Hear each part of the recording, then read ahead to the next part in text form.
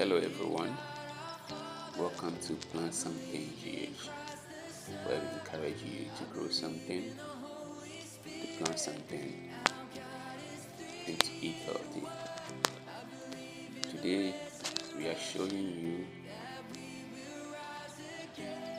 the cayenne peppers we planted on our vegetable patch barely a month ago and how well they are fruiting.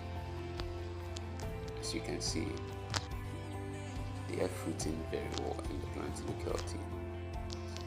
To share just one tip with you, you've realized that the cayenne peppers are very fragile, especially the stems. So when handling, do well to handle them with care,